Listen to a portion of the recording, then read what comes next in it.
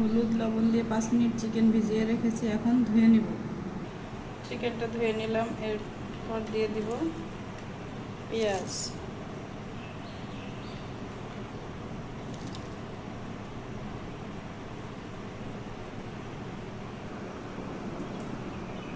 গুঁড়ো করে নিলাম। এরপর ম্যাগি সস, সয়া সস, সামান্য সয়াবিন তেল। বাদামগুলো কেটে নেব। কাঠবাদাম কুচি করে নিলাম। দিয়ে দেবো কর্নফ্লাওয়ার। এবার দিয়ে দেবো পরিমাণ মতো লবণ, সামান্য মরিচের গুঁড়ো।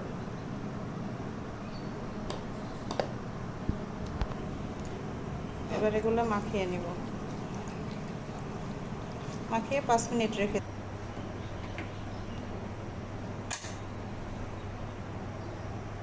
চুলা গরম হয়ে গেছে, দিয়ে দেবো তেল। তেলটা গরম হয়ে গেছে, এখন চিকেনটা ঢেলে দিব।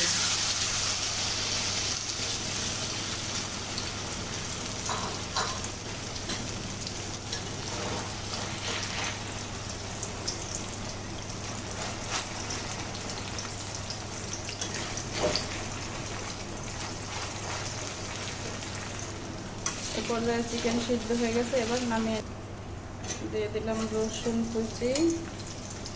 যেহেতু বাচ্চারা হবে, অল্প সামান্য মরিচ।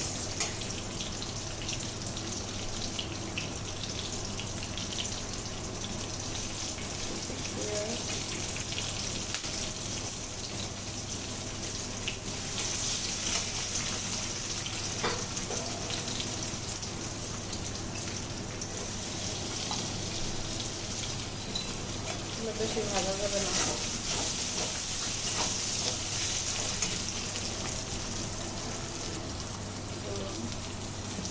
টমেটো কেচাপ, সামান্য সয়া সস, দিয়ে দিচ্ছি বাদাম। চুলাটা বন্ধ করে নিয়েছি,